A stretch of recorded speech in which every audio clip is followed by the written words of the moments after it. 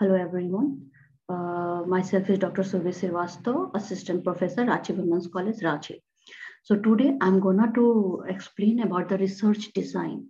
But before explaining the research design, let me explain you what is exactly research. Research is something which is like a careful investigation to find out something new, a careful finding in which we find something new facts, some new facts. So research design is a blueprint. It's a kind of map. It's a broad framework where we generally collect, measure, and analyze the data. So research design, if we talk about the concept, it gives a very clear map about what we are gonna to give, what we are gonna to do in the research. The all process will be designed earlier, will give a kind of map work. It's just like if we build a house, if we create a house, then we have to make a proper map so that the house will be built in a good way, planned way, and it will look economical as well as it will look beautiful too. So it's type of map. Research design is mainly the process through which we save time, cost, since we make a blueprint, since we make a map, so that we should know the systematic steps through which we will cover the whole research study. So we can say that research design is something, it is the decisions regarding what, where, when, how much. Uh, it's a kind of inquiry about the designing. Uh, Moving towards the next slide, if we'll talk about the types of the research design, there are mainly three types of research design. The first one is the exploratory research design. In exploratory research design, as the name itself says, we explore something. It's a kind of process where we get better insight, we get the depth knowledge, because the whole process is evaluatory in nature. Here we generally formulate a statement and then we give a hypothesis. Then we try to prove the hypothesis through the exploration process. Uh, in exploratory process, generally whatever we find, it gives a base for further research also. So this process helps in saving time as well as saving the money too. The second one is the descriptive and diagnostic research. Descriptive research are that kind of research where we generally describe the characteristics of any individual or a group. As the name itself says, the descriptive. Descriptive means we are describing the things of a particular individual. But diagnostic is something different. Diagnostic is like we determine the frequency with which something occur or is associated with something else. In descriptive research, generally we formulate the objective and then we go for the data collection. After that, we generally select the sample and then we diagnose the things. Then we comes upon the third one, that is the hypothesis testing research study. Hypothesis testing research studies are also known as the experimental studies. Here, generally, the person or the researcher tests the hypothesis of causal relationship between variables. So we can say that it's the cause and effect relationship. Researchers generally attempts to maintain control and manipulate the variable that affect the study. So it's hypothesis testing research study. Then if we talk about the features of a good research design, a good research design must have the objectivity, must have a very clear objective that what the researcher wants to prove. Then it must have the reliability, the whole world should reliable on the data. And then it should have the validity. Validity means everyone should accept, it must have some logical background, then only it will be valid. And generability, that means the whole universe should accept the things as it is. We can also say that if the research design is able to give the information in a depth way, as well as The problem which we are going to study must have the objective. The nature of the problem should be clearly defined, and there must be availability of time and money for the researcher. Then the research design is said to be a very good research design. Overall, we can say that a good research design must be flexible in nature, must have, it should not be rigid in nature. It must have a very good objective or hypothesis testing kind of thing. We can also say that it should be efficient in nature, and it should be economical in nature too. Then the design will be said as the good research design. Then we will talk about the elements of the research design. While doing the designing of the research, what we will do, we will select the research problem, then we will go for the selection of the unit, and we will select the variables through which we have to do the study.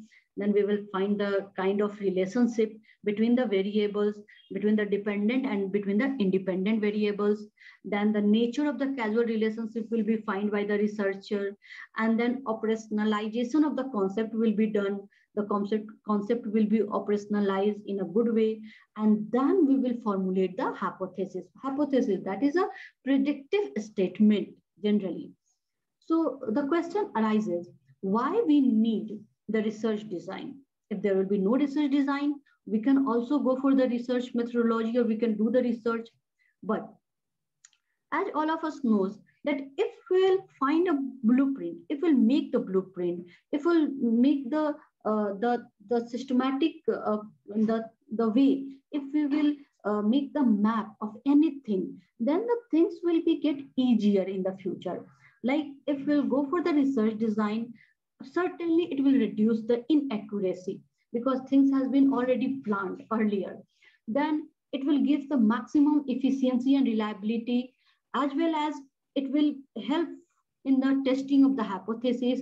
It will also give the earlier idea regarding the type of resources required in terms of the money, manpower, time, etc. It will give an overview of other experts, and it guides the researcher in the right direction. We can also say that there will be no wastage of time, and if we will go for collecting the research material, again, design will help us.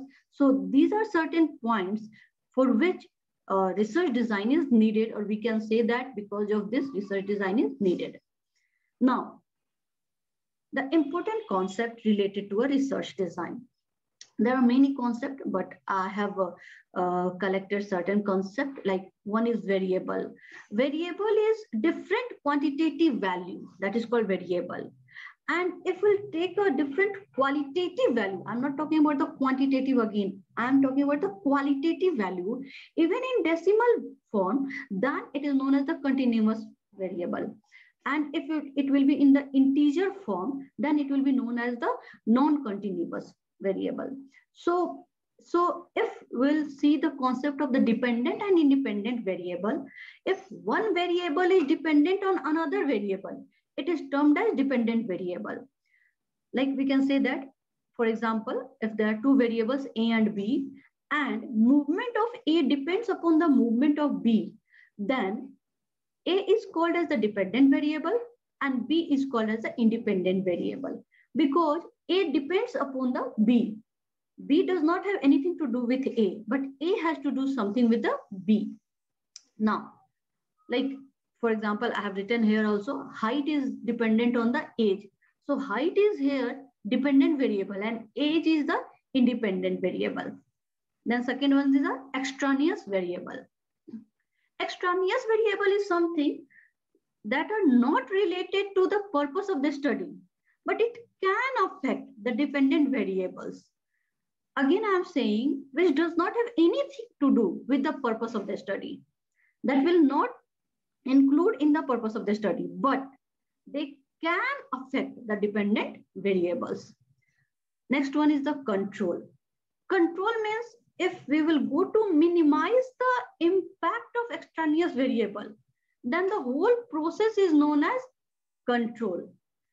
Like to minimize the effect of extraneous variable on the independent variable, then it is known as control. Confounded relationship, next concept is when the variable or I must say the dependent variable is not free from, remember the word not free from the influence of the extraneous variable, then the relationship between the dependent and the independent variable is said to be confounded. Again, I am explaining that when the dependent variable is not free from the influence of the extraneous variable, then the relationship is known as the confounded relationship. Then next concept is research hypothesis. When a prediction or a pre-assumption is made, that is called a hypothesis. And when this pre-assumption or prediction is tested by certain scientific methods, scientific tools, then it is known as research hypothesis. Then comes as experimental and non-experimental hypothesis testing. So research in which the independent variable can be manipulated, can be changed, is known as experimental hypothesis. And when this independent variable can't be changed, can't be manipulated by the researcher itself, then it is known as non-experimental hypothesis. Then comes experimental and control group. When the group is exposed to the normal conditions, the usual condition which used to occur every time, then it is known as control group. But when to some special conditions, when this group is exposed to certain specified situations or conditions, then it is known as experimental group. Then comes the treatment. Treatment is something like the different conditions under which the experimental and control groups are put up. Like the different scenario where the experimental and control groups are to be kept is known as the treatment. Then comes the experiment, the concept of experiment. It is the methodology. It is the process of examining the truth of a statistical hypothesis. I'm using the word statistical because the hypothesis will be tested with the help of some statistics. And the whole process of examining the truth or examining the hypothesis, that whether the hypothesis is true or not, then the whole process is known as experiment. Non-experimental unit. Experimental unit is something like the predetermined blocks where different kinds of treatments are used. Again, I'm saying experimental unit is like the predetermined floors or the blocks where the different treatments are used is known as the experimental unit. So that was all total about the research design. Let me once again explain what I told you. I have told you about what is research design. Then the types of research design, there are 3 types. That was the first one, the exploratory, then descriptive and diagnostic, and then the hypothesis testing research design. And then I told you the characteristics of a good research design.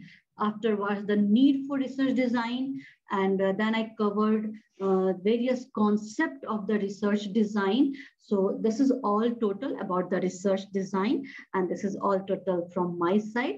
Thank you so much.